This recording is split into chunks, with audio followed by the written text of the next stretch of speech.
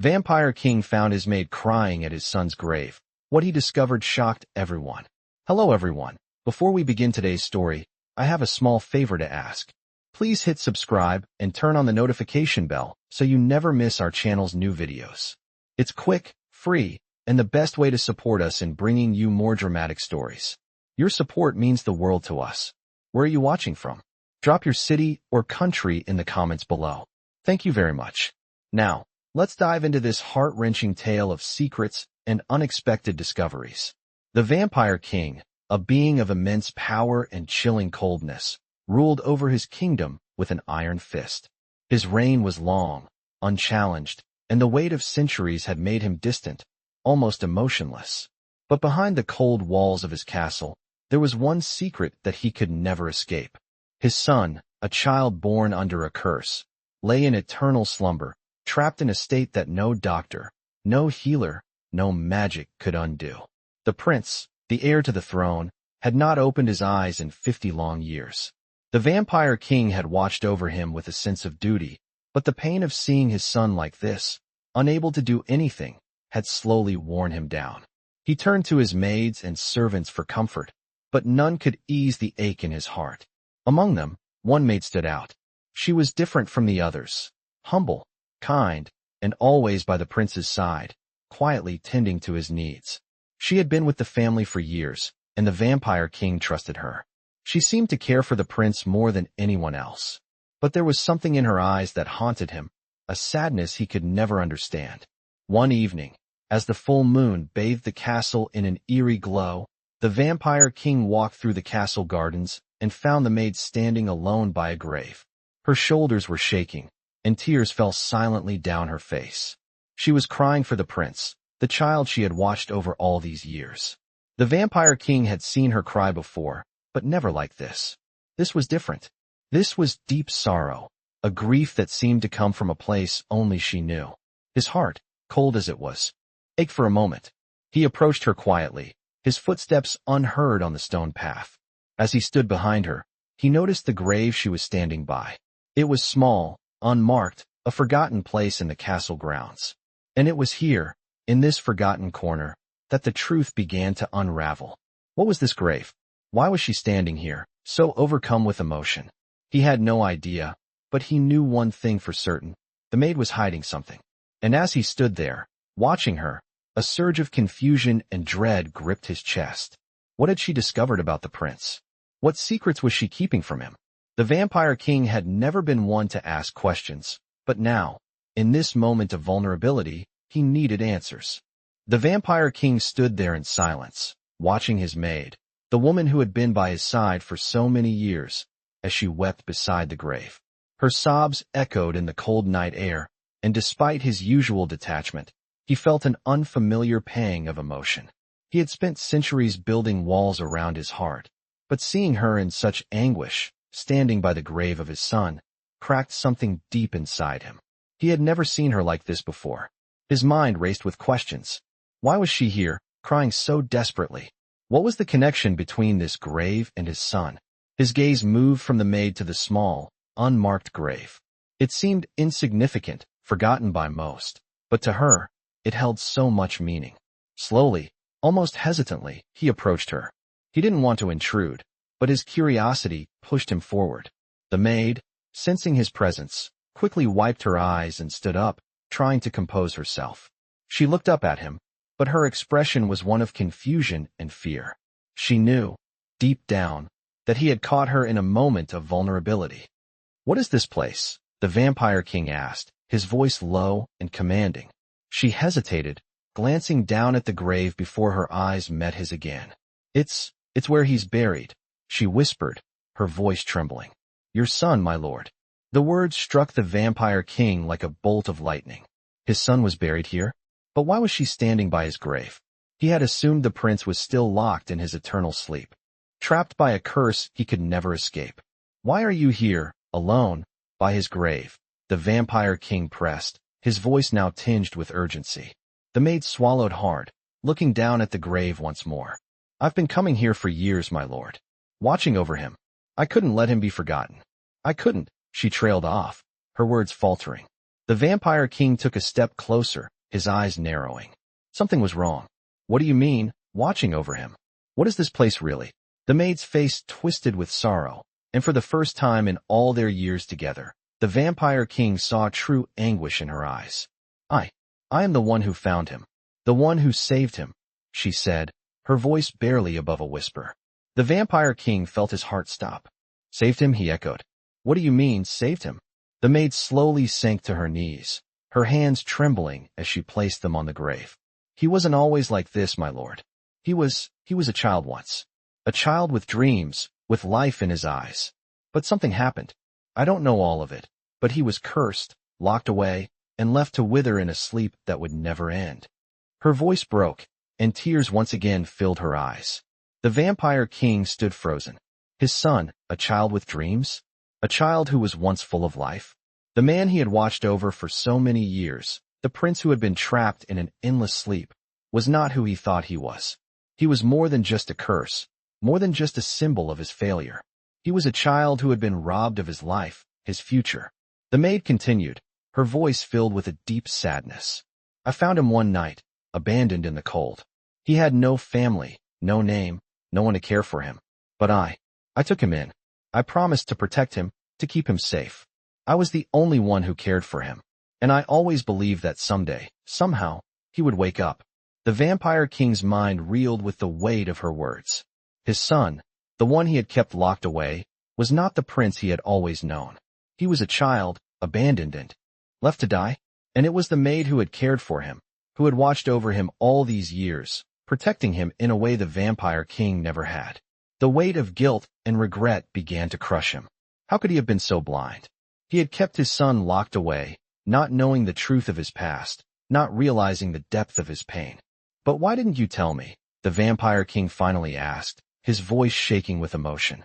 The maid looked up at him, her face pale and filled with sorrow. I didn't know how, she said softly. I didn't know how to tell you. I didn't think you would understand. But I couldn't let him be forgotten, my lord. I couldn't let him die alone. The vampire king stood there, stunned. He had always seen himself as a protector, as a ruler who would do anything to keep his kingdom safe. But in the one place where he should have been there for his son, he had failed. And it was the maid who had stepped in, who had given everything to protect the prince. He felt a surge of emotions, a mixture of guilt, anger, and sorrow. He had been so caught up in his own grief, his own pain, that he had failed to see what was happening right in front of him. The truth was clear now, and it hit him harder than anything ever had before. His son was not just a victim of a curse. He was a victim of his own neglect, his own inability to see the truth. And the maid, the one he had trusted and relied on, was the only one who had truly cared for him. For the first time in centuries, the vampire king felt a flicker of something inside him, something he had long since forgotten: hope.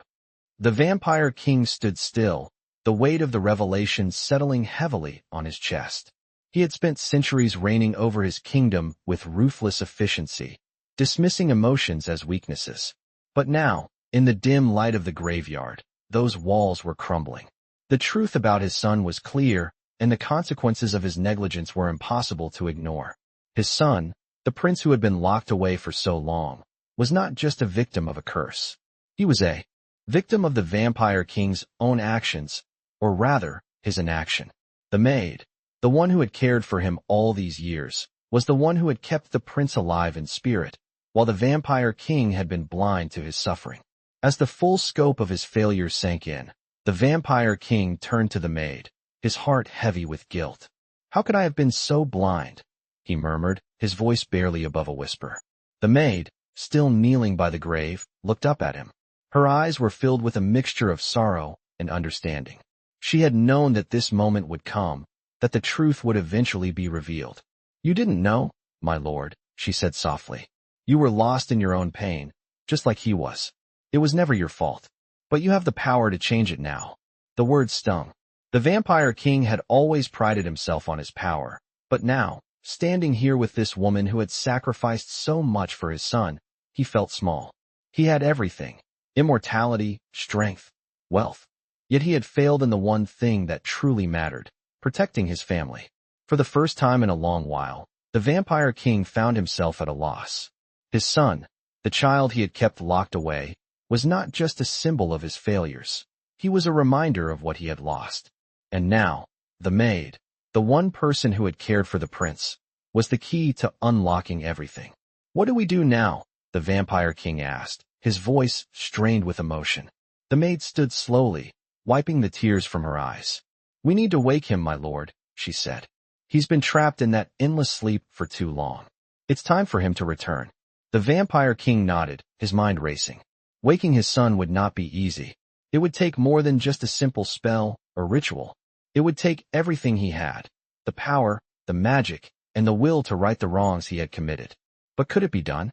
Could he bring back the prince, the son he had neglected for so long? He had spent years searching for a cure, but he had always been looking in the wrong places. Perhaps the answer had been right in front of him all along. "I will do whatever it takes," the Vampire King said, his voice filled with newfound resolve. The maid nodded, her face serious. "You must be careful, my lord. There are forces at work here that are beyond our control. The curse that holds your son is ancient, and it has a will of its own." The Vampire King's brow furrowed. "What do you mean? What kind of forces are we dealing with?" The maid took a deep breath. "There are dark powers that wish to keep your son trapped. They do not want him to awaken. They will do anything to prevent that from happening." The Vampire King's fists clenched. He had faced countless enemies throughout his reign, but this was different. This was personal. His son, the one thing that tied him to his humanity, was under threat, and he would not let anything stand in his way. "Then we will destroy them," he vowed. "I will not let anyone stand between me and my son." The maid gave him a solemn look. "It's not that simple, my lord. The curse is tied to your bloodline, to your legacy. Breaking it will not be easy." The Vampire King looked at her, his mind processing the gravity of her words. He had been so focused on the curse that he had never stopped to think about its origins. His bloodline, his legacy, it was all intertwined with the curse that had trapped his son. And now, to break it, he would have to confront everything he had ever known. The weight of his own past, his own mistakes, pressed down on him like 1,000 stones. He had to face the consequences of his own actions, and that was the hardest part. But in that moment, as he looked down at the grave where his son lay, he realized something. It was not just about breaking the curse or reclaiming his son. It was about redemption. It was about doing what was right, even if it meant sacrificing everything. "Then we will find a way," the Vampire King said firmly. "We will do what is necessary, no matter the cost." The maid stood in silence, her eyes meeting his. In that moment, they both understood what had to be done. They were no longer just master and servant. They were two people bound by a common goal: to save the prince, to right the wrongs of the past, and to confront the dark forces that threatened to destroy everything. The journey ahead would be long and dangerous, but for the first time in centuries, the Vampire King felt a sense of purpose. He had been given a second chance, and he would not waste it. The Vampire King paced the cold stone floor of his chamber, his mind spinning with the weight of the task ahead. The maid's words had echoed in his ears since the moment she had spoken them, and the reality of the situation began to sink in. There was no turning back now. He had made a vow to save his son, and nothing would stop him. But as he stared at the flickering candlelight, his thoughts kept drifting back to the curse, to the dark forces that had kept his son locked away for so long. The maid had warned him about the dangers they would face, but the Vampire King was no stranger to danger. He had conquered countless enemies throughout his reign, but this was different. This was personal. His son was trapped, and it was his own bloodline that held the key to breaking the curse. The weight of his own legacy pressed down on him, but he could not let that deter him. He had made a choice, and now he would do whatever it took to right the wrongs of his past. The door to his chamber creaked open, and the maid stepped inside, her face filled with determination. "My lord," she said softly, "I have gathered the necessary ingredients for the ritual. We are ready to begin." The Vampire King nodded, his resolve hardening. "Good," he said. "Let us begin." The maid moved to a small wooden table in the corner of the room, where she had carefully arranged vials of dark liquid, ancient symbols, and a book that had been passed down through generations of their kind. The Vampire King watched her closely, noting the way she moved with purpose, her hands steady as she prepared for the ritual that would hopefully break the curse and bring his son back. As she worked, the The vampire king's thoughts turned to the prince. His son, who had been so full of life once, had been taken from him by forces he couldn't even understand. The curse had been cast long ago, but the vampire king knew that it was his own failure that had allowed it to persist. He had turned a blind eye to his son's suffering, too focused on his own reign to notice the signs of something far more sinister at work. The maid had been the one to see it, the one who had been there for his son when the vampire king had failed to be. She had given everything to care for him, to protect him, while he had ignored the truth. He had neglected the one thing that mattered most, and now it was time to make things right. The maid finished preparing the ritual, placing the final vial of blood at the center of the table. She turned to the vampire king, her face grave. "We must be careful, my lord. The curse is not easily broken. The forces that hold your son captive are ancient and powerful. If we are not careful, we may awaken something far worse." The vampire king stared at her, his jaw clenched. "I understand," he said coldly, "but we will not fail. This time, we will do it right." He stepped forward, taking his place beside her at the table. The maid opened the book, and the vampire king watched as she began to chant the ancient words, words that had not been spoken in centuries. The air in the room grew thick with power, the temperature dropping as the ritual began. The vampire king's heart raced in his chest, but his mind remained focused. He had come too far to turn back now. The maid's voice grew louder, more insistent as she recited the words, and the energy in the room intensified. The vampire king could feel the magic building, swirling around him, vibrating through his body. The darkness that had plagued his family for so long was finally being challenged, but the cost of this ritual was still unknown. He could feel the weight of the curse pressing down on him, but he refused to let it break him. As the final words of the chant left the maid's lips, the room erupted in a flash of blinding light. The vampire king staggered back, his vision blurry as he tried to regain his balance. The air around him crackled with energy, and he could hear a voice, faint and distant, calling out to him. His son. His son was calling out. The vampire king's heart skipped a beat as he realized that the ritual had worked. The curse was breaking, and his son was awakening. But as the light began to fade, he saw something that made his blood run cold. The maid's face was pale, her body shaking as she collapsed to the floor. The vampire king rushed to her side, his heart pounding in his chest. "What happened?" he asked, his voice filled with fear.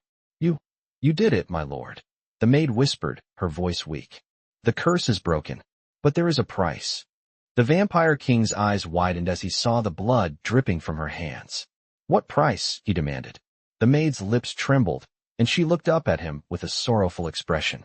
"The curse was tied to your bloodline, my lord," she said, her voice barely audible. "In order to break it, I had to give a part of myself. I am dying." The vampire king's breath caught in his throat. He had known the risks, but he hadn't anticipated this. The maid had sacrificed herself to save his son. She had given everything, just as she had always done. "No," he whispered, his voice breaking. "You can't die. I won't let you." But it was too late. The maid's eyes closed, and her body went limp in his arms. The vampire king, for the first time in his long life, felt a pain greater than any wound he had ever endured. He had failed again, but this time, the cost was too high. The vampire king stood frozen, his arms holding the maid's lifeless body, the weight of her sacrifice crashing over him. Her blood stained his hands, but it was nothing compared to the weight in his chest. She had given her life to break the curse, to bring his son back from the brink of death, and yet, he had failed her. His mind raced with the consequences of his inaction. She had protected his son for years, given everything, and now, she was gone.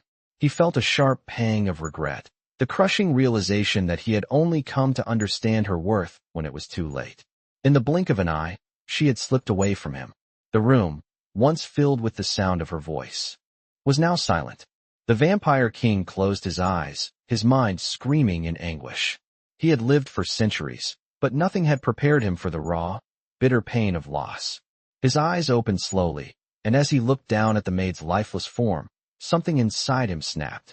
He had sworn to protect his family, to keep his kingdom safe, but he had failed. This time, it wasn't just a matter of power, it was personal. He had allowed the woman who had cared for his son, the one person who had shown him kindness and compassion, to die in his arms. The weight of that failure crushed him, but there was no time to wallow in sorrow. His son was still alive, and the curse had been broken. That meant one thing: it was time for action.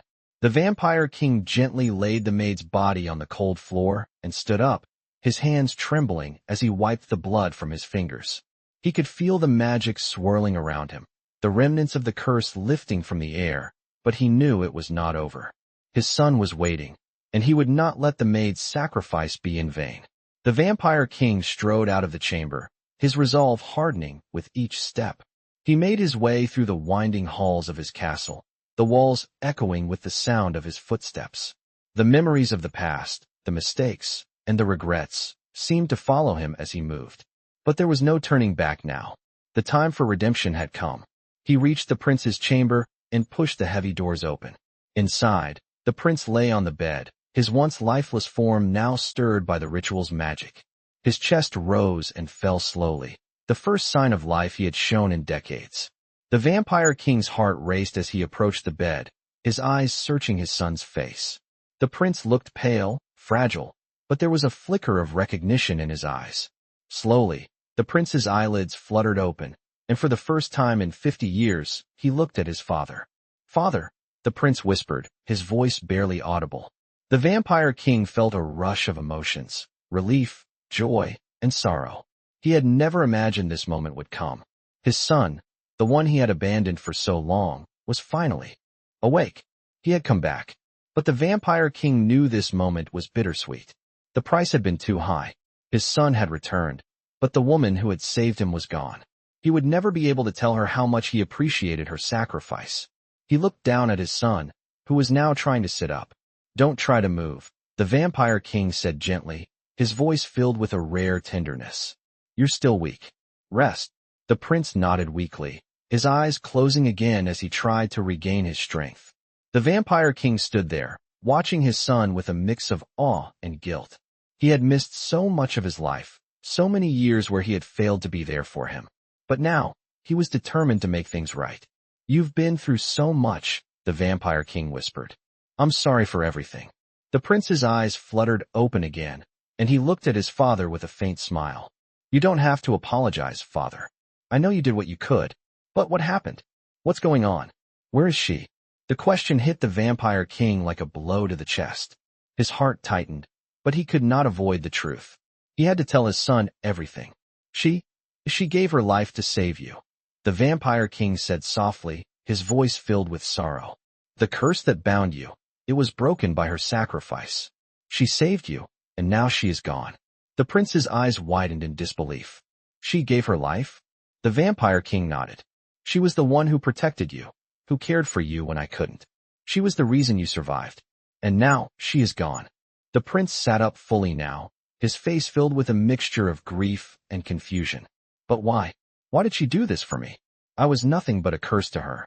The Vampire King felt his throat tighten as he looked at his son, who was struggling to understand. "She saw you as more than that," he said quietly. "She saw the person you could become, not the curse that had been placed upon you. She believed in you, even when I didn't." The prince sat in silence, his eyes filled with unshed tears. The Vampire King felt the weight of the moment, the heaviness of the responsibility that now lay on his shoulders. He had failed to protect the maid, and he had failed his son for so long. But he could not let this be the end. He had to make it right. He would honor the maid's sacrifice by ensuring that the prince would never be alone again, by making sure that he would have the life she had dreamed of for him. The Vampire King stood tall, his resolve firm. "We will make sure her sacrifice was not in vain. I swear it," he said quietly, his voice filled with determination. The Vampire King stood in the silence of the chamber, his heart still heavy with the weight of his son's awakening and the maid's sacrifice. His son, though alive and breathing, was fragile. His body had been dormant for so long, and the sudden awakening had taken its toll. But there was no time to dwell on his own grief. The prince needed guidance, strength, and care. It was time to build a future for him, one that the maid had dreamed of, one that he had failed to provide for so many years. He knew he could not change the past, but he could shape the future. The prince, still weak, lay back down on the bed, his body still adjusting to the surge of life that the ritual had brought. The vampire king sat beside him, his mind racing as he looked at his son, his true son. "How do you feel?" the vampire king asked, his voice soft but filled with concern. The prince, his pale features now tinged with color, blinked slowly and met his father's gaze. "I feel alive," he whispered, his voice rough and barely audible. "But weak. Like I've been asleep for a lifetime." The vampire king nodded, understanding all too well. "You have been," he said quietly, "for 50 years. The prince's eyes widened, and he looked at his father in disbelief. 50 years? How is that possible? What happened to me?" The vampire king took a deep breath, steeling himself to speak the truth. "You were cursed," he said, his voice tinged with regret. "A powerful curse, one that kept you trapped in an endless sleep. I failed you. I should have seen the signs, but I was blinded by my own selfishness. The maid, the one who took care of you, was the one who saved you. She broke the curse with her sacrifice." The prince's expression shifted, a mixture of confusion, sorrow, and understanding crossing his face. "She gave her life for me?" he asked, his voice trembling. The vampire king nodded. "Yes, she loved you, even when I could not. She was the one who kept you alive, who protected you, while I was too lost in my own pain to see it." The prince sat up slightly, his face pale but resolute. "Then I owe her everything," he said quietly. "But what happens now? What's left for me?" The vampire king stood up, walking toward the window, his back turned to the prince. The weight of his son's words hit him harder than he expected. What was left for the prince indeed? The years of his life had been taken from him, locked away in a cursed slumber, and now he had to face a world that had changed while he had been trapped in time. "What happens now?" the vampire king said softly, turning to face his son, "is up to you. The world is different. The kingdom is different. And his voice caught, the pain of his own failure threatening to overwhelm him. "I will do everything in my power to help you reclaim what was stolen from you. But you must decide what you want to become." The prince looked at his father, his gaze unwavering, his expression serious. "I want to live, father. I want to be more than just the prince locked in a tower. I want to make something of my life. I want to see the world outside these walls. And most of all, I want to honor her sacrifice." The vampire king felt a flicker of hope ignite within him. His son, despite the curse, despite the pain, had a will to live. He wanted more than just survival. He wanted to thrive. "Then we will begin," the vampire king said, his voice steady with newfound resolve. "We will rebuild. Together. And we will find a way to honor her, to make sure her sacrifice was not in vain." As the days passed, the prince's strength returned slowly, but steadily. The vampire king took him out of the castle, showing him the kingdom that he had been kept from for so long. The prince, once a boy, trapped in a curse, was now learning to walk in the world again, to see the beauty and the pain that life had to offer. The kingdom, though still under the vampire king's rule, was not the same as it had been before. It was changing, and with that change came the promise of something better. The prince began to understand the weight of his father's decisions, but he also began to see the man his father had become. No longer the cold ruler of centuries past, the vampire king was now a father, a man who had learned, through loss and regret, the importance of those he loved. Together, they would rebuild the kingdom and the legacy that had been tarnished by years of neglect. And through it all, they would honor the memory of the maid who had given everything to save them both. As they walked through the castle gardens one evening, the vampire king turned to his son, who was now walking with more confidence, his steps sure and steady. "You're not alone anymore," the vampire king said quietly. The prince stopped and looked at his father, his eyes filled with gratitude and understanding. "I know," he said, "and I'll make sure that you're not alone either." For the first time in a long while, the vampire king felt a sense of peace settle over him. He had failed, yes, but he had also found redemption in the love of his son. And together, they would face the future, whatever it held. The days after the prince's awakening were filled with a steady, unspoken understanding between him and his father. The vampire king had been a ruler for centuries, hardened by time, but now, he found himself navigating a world he had long neglected. And at his side was his son, a young man who had lost so much but still harbored a fierce desire to live. Together, they began the work of reclaiming the lost time. The prince's strength grew with each passing day, though the scars of his long sleep remained. His body, though healed, was not yet fully adjusted to the world around him. The vampire king guided him carefully, showing him the kingdom, the people, the places that he had missed. It was not just a physical restoration, but an emotional one as well. They would rebuild their lives and the legacy of their family. It was not just about the throne or the crown. It was about the connections they had to the world, the people they had sworn to protect. One evening, as the prince and his father stood on a balcony overlooking the castle grounds, the vampire king spoke with a rare softness. "You've grown stronger, son. But there is more to this world than power." The prince, now a young man with a new sense of purpose, looked at his father with a glint of determination in his eyes. "I know," he said, his voice steady. "And I want to help. I want to build something better." The vampire king turned his gaze to the horizon, the setting sun casting long shadows over the land. "And you will. But first, you must understand the full weight of what you are taking on. It is not just about ruling. It is about guiding, protecting, and sometimes sacrificing." The prince nodded, his thoughts moving faster than his words. "I understand, father." He paused, considering the weight of the kingdom that was now his inheritance. "But how do I know that I will do better than you? How do I know that I won't make the same mistakes you made?" The vampire king looked at him, his eyes piercing and full of regret. "You will make mistakes, son. We all do. The key is to learn from them, to grow, and never stop trying to be better. The world is constantly changing. The people, the land, it all moves forward, and we must move with it." The prince's brow furrowed, and he asked a question that had been haunting him. "What if I fail? What if the curse comes back?" The vampire king's gaze softened, a rare moment of vulnerability in his eyes. "If the curse ever tries to take hold again, we will face it together. But you are not alone, not anymore." The prince nodded, the weight of his father's words sinking deep into his soul. He knew that the road ahead would be difficult, filled with challenges, and the ghosts of the past would not easily be erased. But for the first time in his life, he felt like he was ready to face it. There was no turning back. The prince and the vampire king were bound together, not just by blood, but by a shared purpose. As the days turned to weeks, the kingdom began to heal. The prince took his place beside his father, learning the ways of leadership, of diplomacy, and of strength. But there was something different now. He was no longer the passive observer, the boy locked away in the shadows. He was active, present, and ready to take on the mantle of leadership. It was not just about being the heir. It was about being the protector, the leader, and the one who would carry the legacy forward. One evening, as they prepared for a formal gathering of the kingdom's council, the vampire king turned to his son with a serious expression.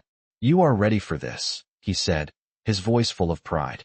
"But remember, leadership is not about ruling with fear. It's about earning respect through your actions, your heart, and your resolve." The prince looked at his father, understanding the weight of the words. "I won't fail you, father. I will do my best." The vampire king nodded. "You will do more than your best, son. You will lead with honor, and that is what matters." As the council meeting began, the prince stood beside his father, his posture confident and strong. The kingdom was watching, waiting for the next chapter in their reign to unfold. And in that moment, the prince realized that this was not just his inheritance. It was his responsibility. His father's legacy, the maid's sacrifice, and the curse that had haunted them all led him to this point. He would face the future with strength, honor, and love, knowing that the past had shaped him but would not define him. Together, father and son stood at the threshold of a new beginning, their bond stronger than ever before. And as the prince looked out over the council, he knew one thing for certain. He would be the leader his kingdom needed, not the one they feared. The days following the council meeting were a whirlwind of activity. The prince, now more than just the heir, began to take on more responsibility. His father, the vampire king, had taught him many lessons, but the real test was in the actions that followed. The prince felt the weight of leadership settle onto his shoulders. The kingdom was not in a state of crisis, but there were still many who doubted the prince's ability to rule, given his long absence. Even with the support of his father, the prince knew that trust had to be earned, not just given. He had to prove himself to the people. One evening, As they walked through the castle gardens, the vampire king spoke to his son with a tone that was both stern and kind. You have learned much, but there is still more for you to understand. Leadership is not just about making decisions. It is about understanding the people you lead, their hopes, their fears, their dreams. You must learn to listen, not just command. The prince nodded, taking his father's words to heart. I understand, he said. But how do I know if they will listen to me? How do I know if they will follow me? The vampire king stopped walking and turned to face his son. You don't, but you will make them want to follow you. By showing them that you care, that you understand their struggles. You are not just a ruler, you are their protector. And that is the greatest responsibility of all. The prince felt a new sense of clarity in those words. He had been focused so much on proving himself, on showing that he was capable of ruling, that he had forgotten the most important part, being there for his people. I will do my best, father. I won't fail them. The vampire king gave a small smile, one that was rare for him. You won't, son. But you must remember that failure is part of the journey. It is how you rise from it that matters. The following days were filled with meetings, talks with advisors, and visits to the towns and villages surrounding the castle. The prince went with his father, but this time, he took a more active role.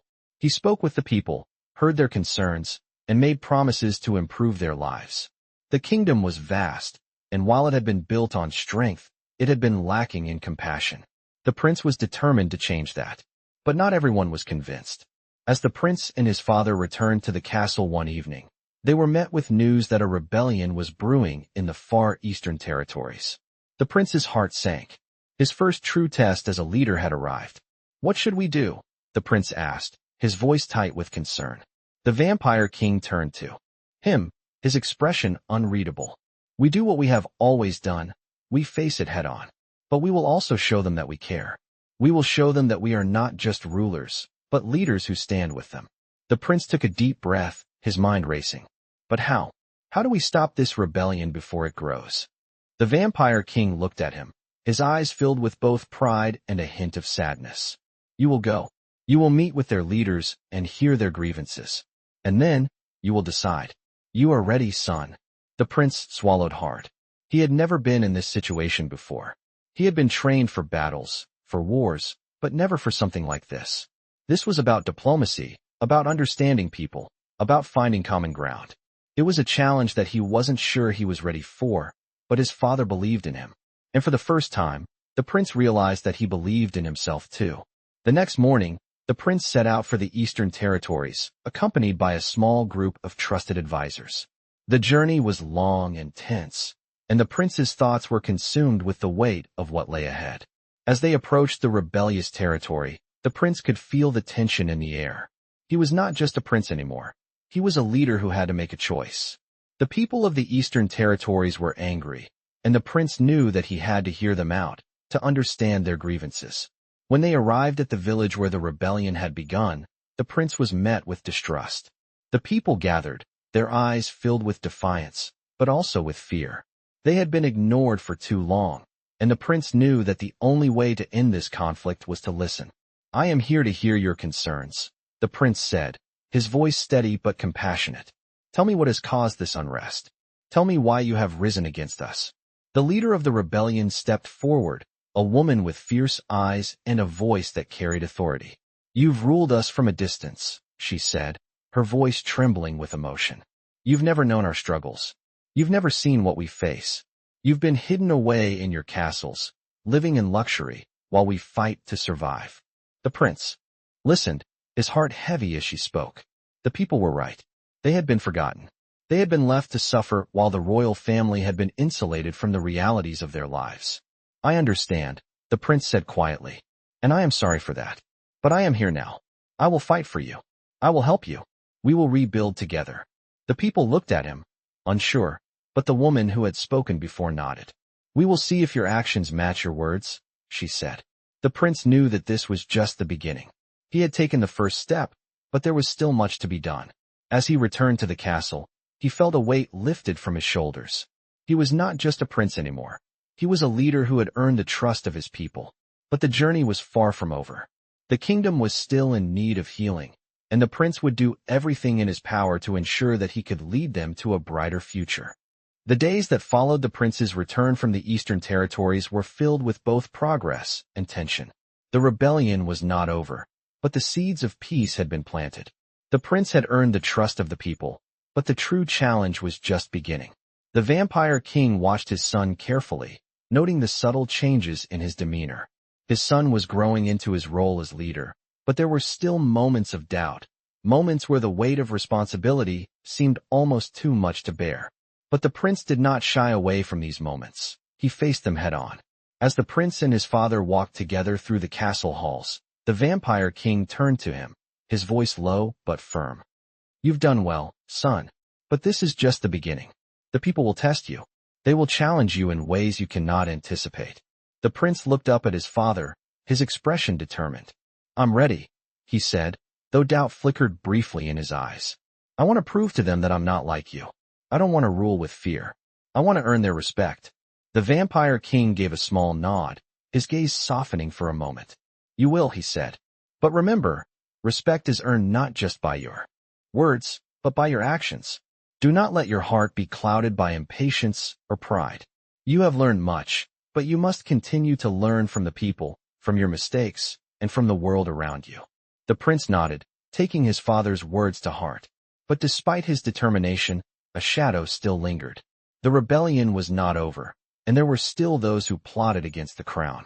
The prince could feel the weight of the kingdom pressing down on him, the legacy of his family's power and mistakes, the doubts of the people, and the lingering threat from within.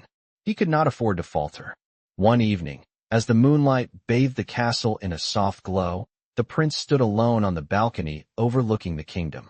The cool night air felt refreshing against his skin, but his mind was restless. He had been tasked with restoring peace, but he couldn't shake the feeling that there was more at play than just the rebellion. It was as if there was something darker lurking beneath the surface, something that could undo everything they had worked for. His thoughts were interrupted when a figure appeared behind him. The vampire king. "You've been standing here for hours, son," his father said, his voice calm. "What is troubling you?" The prince turned, his eyes meeting his father's. "It's the rebellion. It's not just the people. There's something else. Something more sinister at play. I feel it in the air. Something that could tear apart everything we've worked for." The vampire king looked at him, his eyes narrowing slightly, a hint of something ancient in his gaze. "You are right to feel uneasy. There are forces at work that we cannot see, and they may have been pulling the strings behind this rebellion. But you cannot let fear cloud your judgment.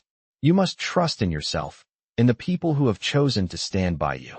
The prince nodded, though uncertainty still lingered in his mind. "I don't want to fail them, father. I don't want to fail you."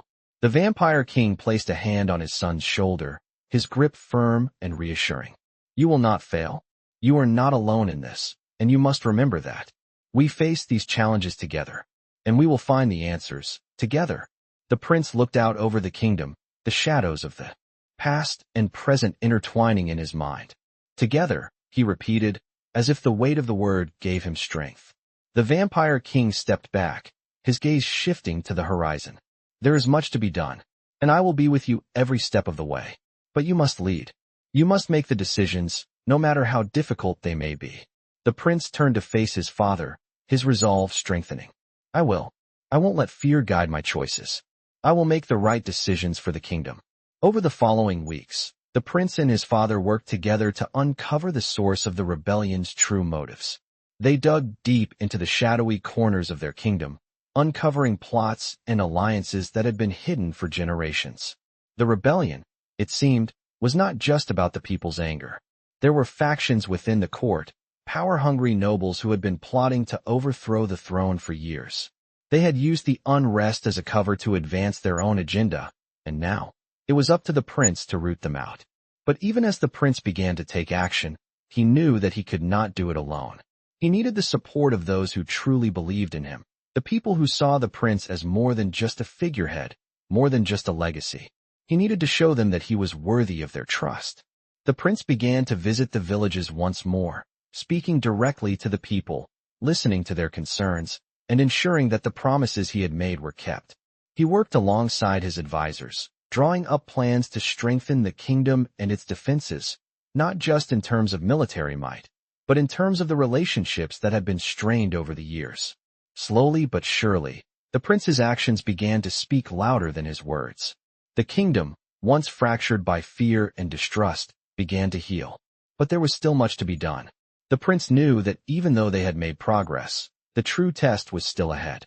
The forces that sought to tear the kingdom apart were not easily vanquished. And as the prince stood in the throne room one day, facing the nobles who had once dismissed him, he realized that the greatest challenge would not be defeating his enemies. It would be earning their respect. He was ready. The prince knew that he had come a long way, but the journey was far from over. Together with his father, he would continue to fight for the kingdom, for the people, and for the future they would build together. The prince stood before the council, his hands clenched at his sides, his mind racing. The rebellion had escalated in the past few weeks, and the stakes had never been higher. His father, the vampire king, had been a steady presence by his side, guiding him through the intricacies of leadership, but now, the prince knew that the final test had come. The nobles were restless, the people uncertain, and the future of the kingdom was hanging in the balance. The prince's gaze swept across the council members, their faces a mixture of skepticism and concern. They had long dismissed him as inexperienced, too young to rule with authority. Now, they had no choice but to face the truth, that the prince was not the boy they once thought him to be. He was a leader in his own right, but would they accept him as one? Your Highness, the head of the council, Lord Varon, spoke with a deliberate tone, his voice heavy with suspicion. The unrest in the eastern territories has only worsened. There are whispers of rebellion in other parts of the kingdom. What will you do about this? The prince stood tall, his confidence growing with each passing second. He had prepared for this moment for weeks. The kingdom is not just a throne to be defended. It is a people to be protected, he began, his voice steady. The rebellion did not begin because of a failure of strength, but because of a failure of understanding. The people feel unheard, unvalued. They must know that their voices matter. I will go to the eastern territories myself and speak to them, not as a ruler, but as one of them. The council members exchanged uneasy glances. Lord Varon raised an eyebrow. And what of the rebels? You would meet with those who wish to overthrow the crown. The prince met his gaze directly, unflinching. I will meet with them not to bargain for my life, but to understand their grievances. We will find common ground, and we will rebuild the trust that has been broken. There was a tense silence. In the room, the prince could feel the weight of every pair of eyes on him. He had said what needed to be said, but the real challenge would come when he set foot in the eastern territories. Lord Varon finally spoke, his tone softer, but still laced with doubt. And if they refuse to listen? If they refuse peace? The prince's voice was resolute. Then we will fight. But we will fight not with weapons, but with understanding. If we cannot win their hearts, we cannot win this kingdom. The council murmured among themselves, and the prince knew that the decision was now in their hands. He had given them his plan, his resolve, and now, they had to choose whether to stand with him or against him. After what felt like an eternity, Lord Varon nodded slowly. Very well. But know this, Prince, the path you are choosing is fraught with danger. We cannot afford to be weak. You may face challenges you are not prepared for. The prince bowed his head respectfully. I understand, Lord Varon, and I am ready to face whatever comes. But I ask that you trust me. Trust that the people of this kingdom can be reached. Trust that we can bring peace through compassion, not force. The vampire king, who had been standing in the background, watching the exchange, finally stepped forward. His eyes met his son's, and for a moment, there was a silent exchange of understanding between them. The prince speaks the truth, the vampire king said, his voice calm, yet filled with the weight of years of experience. Strength is not just in battle, but in the ability to listen. I will support his decision. The council fell silent, the weight of the moment sinking in. The vampire king had never shown such public support for his son, and that alone spoke volumes. After a long pause, the council members nodded, some begrudgingly, others with clear relief. The prince had won them over, not through force, but through determination, through conviction. You have our support, Prince, Lord Varon said finally. Go to the eastern territories. Bring back peace. The prince bowed, his heart swelling with a mixture of gratitude and resolve. Thank you. I will not fail you. As the meeting adjourned, the prince and his father walked together out of the council chamber. The weight of the decision still hung in the air, but there was no turning back now. The prince knew that he was about to face the greatest challenge of his life. The Eastern Territories awaited, their people in turmoil, their future uncertain. But the prince was ready. He was no longer the boy who had been locked away in the shadows. He was the leader his kingdom needed, the one who would do whatever it took to bring peace. The journey would not be easy, and there would be obstacles along the way, but the prince was determined. He would lead with compassion, with strength, and with the knowledge that his father, his greatest ally, was by his side. Together, they would face the darkness that threatened their kingdom, and together, they would build a future where the voices of the people would be heard, where peace would reign, and where the legacy of their family would be secured for generations to come. The journey to the Eastern Territories was long and fraught with uncertainty. As the prince rode alongside his father and their small group of loyal guards, the weight of what lay ahead seemed to grow heavier with each passing mile.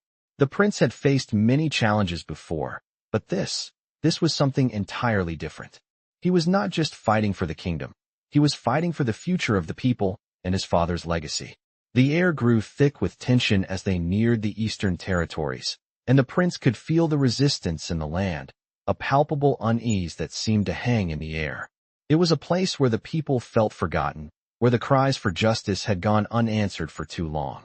As the prince approached the border, his mind raced with the knowledge that he was about to face a faction of the kingdom that had grown disillusioned with the crown.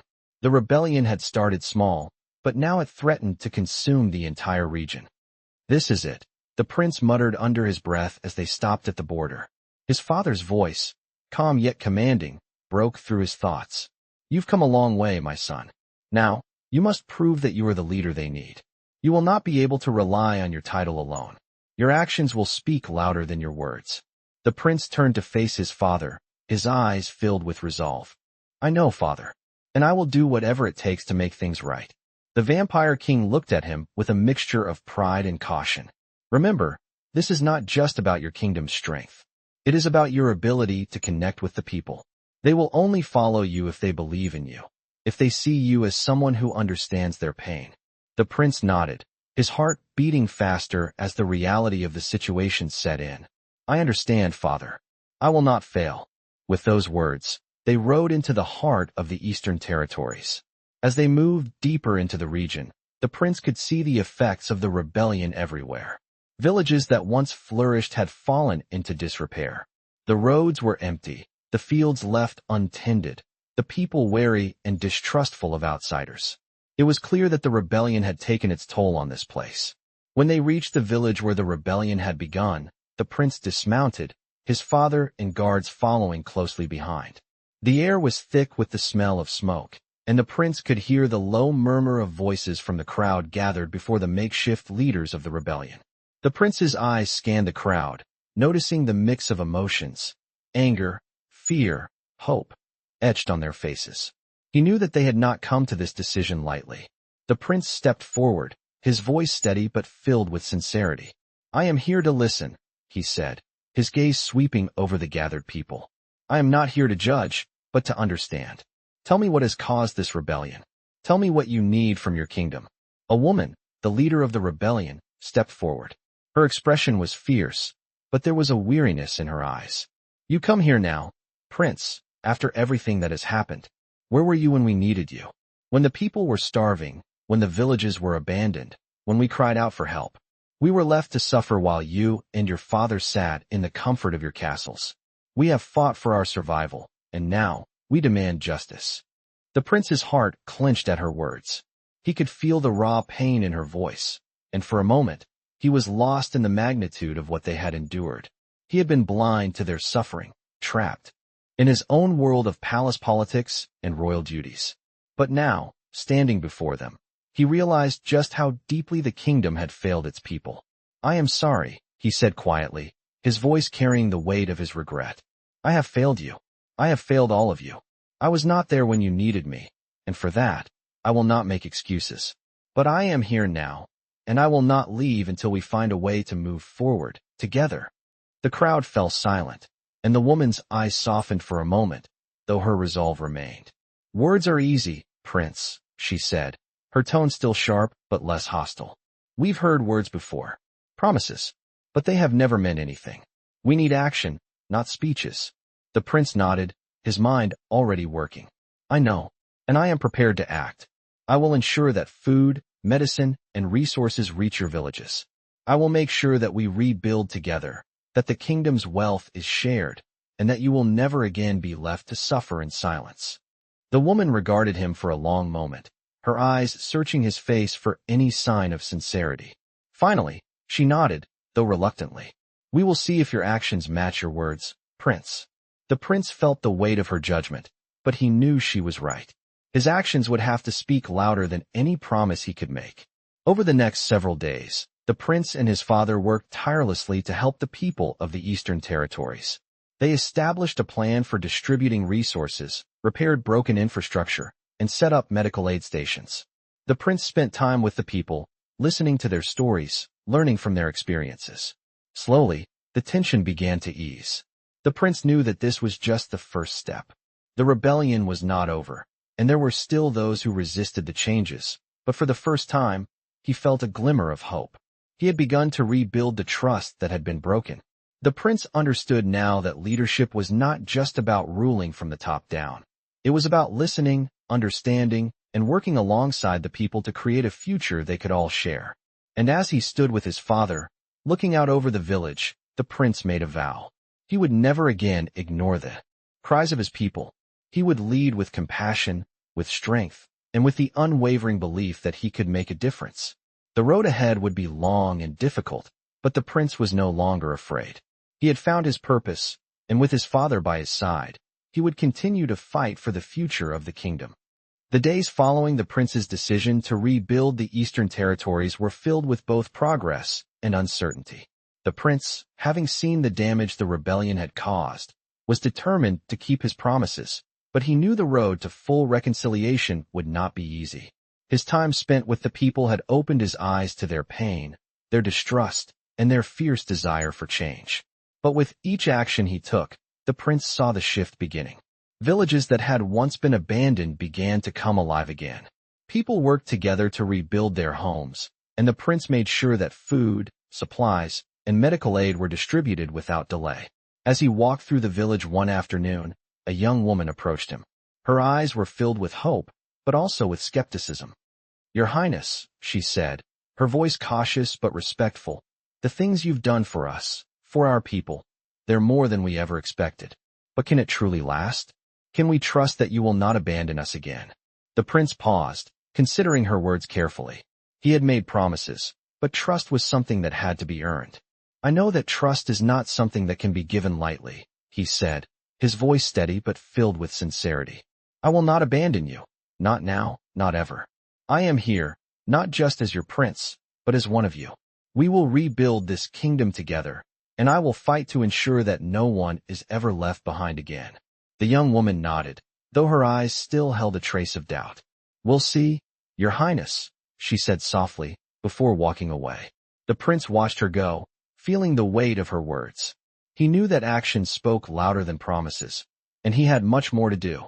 As the days passed, the prince and his father worked tirelessly to ensure the stability of the Eastern Territories.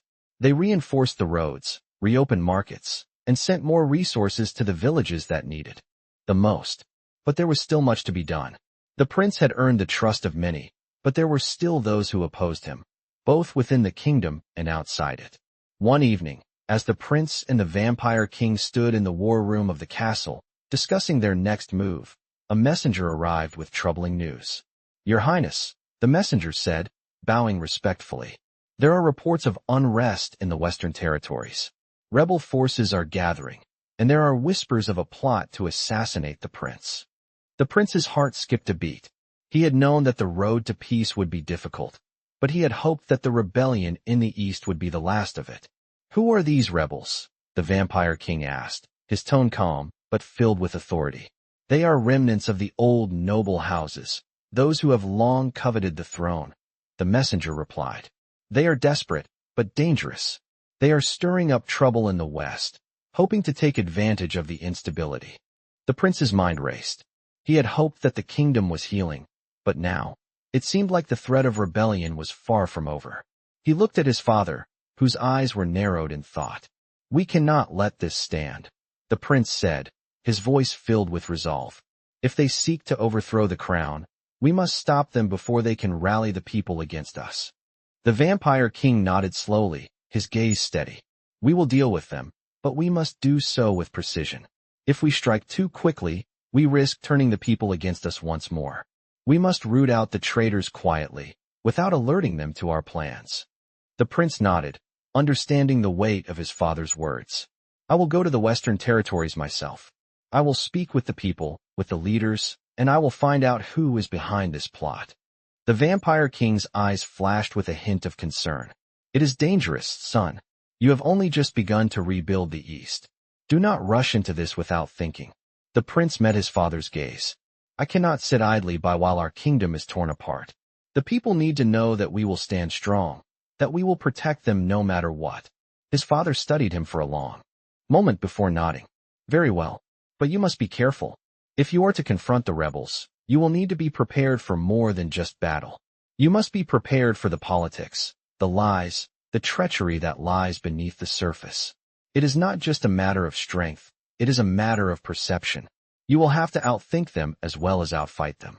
The prince nodded, his mind already working. "I will prepare, father. I will not make the same mistakes again." As the prince rode west, accompanied by a small group of trusted guards, his thoughts were filled with a mixture of resolve and anxiety. He had seen the damage the rebellion had caused in the East, and he knew that the same fate could befall the West if they were not careful. He had come a long way, but the true test of his leadership was still ahead. As they approached the western border, the prince could feel the tension in the air. The land here was different, more rugged, more isolated. It was a place where the people had always felt disconnected from the rest of the kingdom, and the rebellion had only deepened those divisions. The prince knew that he had to act quickly, that he had to win over the people before the rebels could turn them against the crown. He and his guards made their way to the first village on the outskirts of the Western Territories, where they were met with wary stares and cold silence. The prince dismounted and approached the village leader, a tall man with a weathered face. "I come in peace," the prince said, his voice steady. "I am here to listen to your concerns, to hear what has caused this unrest." The leader looked at him with suspicion, but there was also a flicker of hope in his eyes. "We have heard many promises, Your Highness," he said, his voice thick with bitterness. "But what we need is action. We need to know that you are here for us, not just for your throne." The prince nodded, understanding the weight of the man's words. "I am here for you, for the kingdom, and I will do everything in my power to make sure you are never ignored again." The journey ahead would be long, and the challenges would be great, but the prince was determined. He had already faced so much, and he knew that he would not stop until he had secured a future for his kingdom, a future built on trust, compassion, and strength. The weeks that followed were a blur of action, strategy, and relentless effort. The prince had traveled across the Western Territories, speaking with the people, the village leaders, and the rebels. Every conversation, every meeting, was a challenge, but also a lesson. He had learned that true leadership was not about imposing one's will upon others, but about understanding their needs and fears. He had made progress, but the journey was not over. The tension was still high, and the threat of rebellion had not fully dissipated. As the prince and his father returned to the castle, they were greeted with the news that the most influential of the rebellious leaders had agreed to meet with them. The prince's heart raced with both excitement and apprehension. This was the moment he had been working toward, the moment that would determine the future of the kingdom. They arrived in the war room, where the rebellious leader, a tall, dark-haired man, was waiting. The prince could see the guarded expression on the man's face, the defiance that had not yet been extinguished. "Your Highness," the man said, his voice steady but filled with suspicion. "I came here because you asked, but I don't trust you. I don't trust your father's rule, and I don't trust the promises you've made. The people of the West have suffered long enough." The prince met his gaze, his expression unwavering. "I understand your distrust," he said, his voice calm but filled with determination. "The kingdom has failed you, and for that, I am sorry. But I am not my father. I am here to rebuild what has been broken, to restore the trust that has been lost." The man raised an eyebrow, clearly skeptical. And what makes you think you can do that? What makes you think you can unite the kingdom when so many are divided? The prince took a deep breath, his words coming from the heart. I believe that we can start over. I believe that if we listen to each other, if we work together, we can find a way forward. I don't want to rule with fear. I want to rule with respect, with compassion. I want to show the people that they are heard, that their voices matter. There was a long silence, the tension thick in the room. Finally, the rebel leader spoke again, his tone softer but still filled with uncertainty. Words are easy, Prince, but actions speak louder. You've promised a lot, but promises are nothing without results. The prince nodded, understanding the weight of the man's words. Then let me show you. Let me prove that I can be the leader this kingdom needs. With that, the meeting began in earnest. The prince, the rebellious leader, and the advisors discussed terms, agreements for peace, for rebuilding the kingdom. The conversation was not easy, and there were moments of tension, but slowly, the walls of distrust began to fall. By the end of the meeting, they had come to an agreement. The prince would ensure the fair distribution of resources, the return of lands and rights to the people, and the establishment of new laws that would prevent the abuses of power that had fueled the rebellion in the first place. It was not a perfect solution, but it was a start. As the rebel leader stood to leave, he turned to the prince, his expression no longer filled with suspicion, but with cautious respect. You may have earned my trust today, Prince, he said, but you still have much to prove. The people will watch you closely. The prince nodded, his heart swelling with a mixture of pride and responsibility. I will prove myself, and I will make sure that I do not fail them. As the days passed, the prince kept his promises. He ensured that the terms of the peace agreement were put into action immediately. The kingdom began to heal, slowly but surely. The Western territories, once filled with anger and resentment, began to show signs of life once more. The prince continued to listen to the people, to their hopes and fears, and he worked tirelessly to make the kingdom a place where everyone could feel safe and valued. But the true test came when the people, once again, turned their gaze to the prince.